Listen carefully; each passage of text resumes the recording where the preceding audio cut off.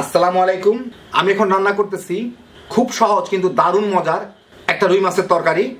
অনেকেই অনেকভাবে রুই মাছ রান্না করেন, একবার এইভাবে রান্না করে দেখেন রুই মাছ বেগুন দিয়ে, তাহলে বুঝবেন বেগুন দিয়ে রুই মাছ এইভাবে রান্না করলে কতখানি মজা হয়। তো আসেন দেখি শুরু করা যাক। আমি এখানে কিছু দেশি পেঁয়াজ কেটে নিছি, বেশ প্রায় 1.5 কাপের মতো হবে, কুচকুচি করে নিছি, মানে ফালি ফালি করে নিছি। 6-7টা কাঁচামরিচ এইভাবে, কাঁচামরিচ আর লাল মরিচ এইভাবে একটু ফেলে নিছি। এর সাথে আমি দিব 1 চা চামচ জিরার গুঁড়া, 1 চামচ ধনিয়ার গুঁড়া, 1 চা চামচ হলুদের গুঁড়া, স্বাদ মতো মরিচের গুঁড়া, স্বাদ মতো লবণ, লাগলে পরে দেওয়া যাবে, আর কিছু সরিষার তেল প্রায় 2 টেবিল চামচের মতো। রান্নার সময় দেওয়া হবে। এখন একটু দিয়ে মাছটা মাখতে হবে। তো প্রথমে আগে এগুলোকে একটু ভালো মতো কচলায় মেখে নিতে হবে, একটু নরম নরম করে পেঁয়াজটাকে বেশ ভালো মতো একটু কচলায় মাখলে পেঁয়াজটা যাতে একটু নরম নরম হয়, আর পেঁয়াজ আর মরিচের ফ্লেভারটা যাতে বের হয়, রসটা বের হয় আর কি। একদম অনেকটা ভর্তার মতো করে মাখতে হবে কচলায় কচলায়। কারো কাছে গ্লাভস থাকলে সেটা পরে নিয়েন, কারণ এর ফলটা কিছুক্ষণ পরেই হাতে হাতে টের পাবেন আর কি। হাত দিয়ে মাখলেন হাতেই টের পাওয়া যাবে। আচ্ছা, অসুবিধা নাই। এখানে আমি 4 পিস রুই মাছ কেটে রাখছি এইভাবে। এগুলো এখন এটা দিয়ে একটু মেখে রাখতে হবে। তো মেখে নিলাম। এখন এটাকে 8-10 মিনিট একটু রেখে দিব, যদি এর রসটাসগুলো একটু ভিতরে ঢুকে আর কি। আমি এখানে 3টা লম্বা বেগুন মাঝখান থেকে ফেড়ে একটু বড় বড় করে কেটে নিচ্ছি। বেগুনগুলা মাছের পিস যতটুকু লম্বা ততটুকু লম্বা হলে ভালো হয়। এর সাথে এখন আমি একটু হলুদ আর লবণ মেখে নিব।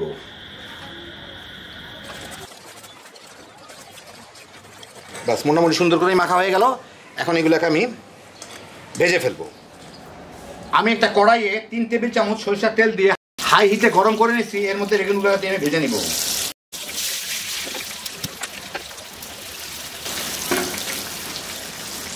হাই হিটে বেগুনগুলো একটু পোড়া পোড়া করে ভাজা হইলেই আমি এগুলোকে উঠায় নিব।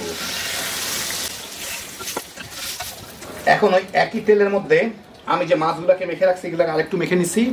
মেখে নিয়ে মাছগুলোকে আমি সুন্দরভাবে বসায় দিয়ে ভেজে নিতে হবে আমার। তো একটু নিচের দিক থেকে ইয়েটা ছাড়াই দেই, মশলা যতদূর পারি উপরে থাক।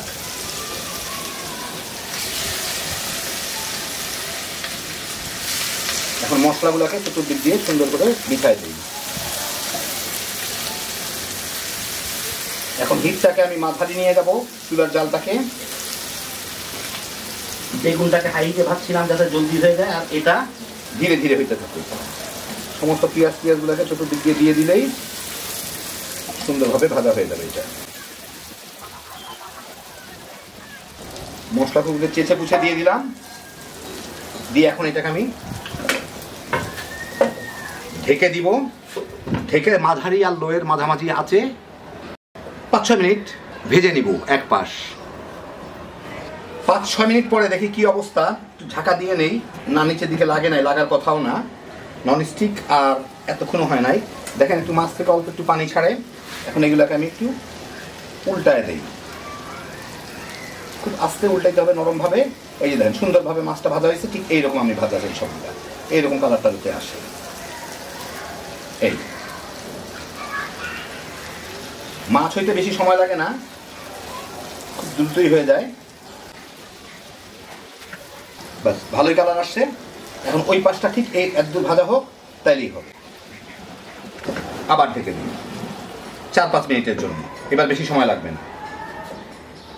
আরও প্রায় 4-5 মিনিট জাল দিয়ে দেখি কি অবস্থা। ওই দিকটা কি হইলো দেখেন, মাছ বেশ পানি ছাড়ে। হ্যাঁ, ভালো হয়েছে, ওই দিকটা বোধহয় হয়ে গেছে। তবু একটু উল্টা একটা শিওর হয়ে নিই কতদূর ভাজা হইল। হ্যাঁ, ভালোই ভাজা হয়েছে, অসুবিধা নাই। এখন আমার করতে হবে, এর মধ্যে আমার বেগুনগুলোকে দিয়ে দিতে হবে। তো বেগুনগুলো একটু রাখলে এই যে চিমায় যায়, চিমায় গেলেও কিছু করার নাই, থাক চিমাক। সুন্দরভাবে চতুর্দিকে ছড়ায় দিয়ে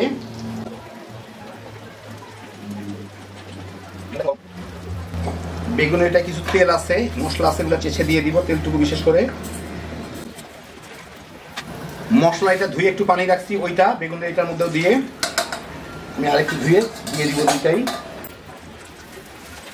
খুব বেশি পানি হবে না এখানে, জাস্ট একটু বেগুনটা একটু ডুবে থাকা পর্যন্ত পানি ফেলেই হবে। নাড়ানাড়ি কিছু না, একটু ঝাঁকায় মিশাই দিতে হবে। হ্যাঁ, ঝাঁকায় মিশাই দিলাম, হয়ে গেল। এখন এটা বলক আসলে ভালো মতো বেগুনটা এমনি চলে যাবে, বেগুনটার রস টস যা টানার এর মধ্যে টেনে নিবে। এখন আমি এটাকে ঢেকে 4-5 মিনিট জাল দিব।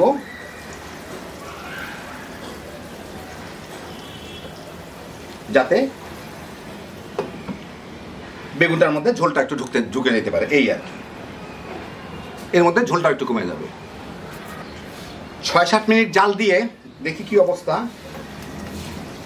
এখন কিন্তু ফেনার জন্য দেখা যাচ্ছে ঝোলটা কিন্তু কমে গেছে। যাই হোক, এর মধ্যে আমি আধা চা চামচ জিরার গুঁড়া দিয়ে দিব, টালা জিরার গুঁড়া, ভাজা জিরার গুঁড়া দিয়ে এটা মিলানোর তেমন কোনো কিছু নাই। চামচ দিয়ে একটু ঝাঁকা দিয়ে দেখি যতদূর মিললো, একটু চামচ দিয়ে চেপে চেপে ঝোলের সাথে মিলাই,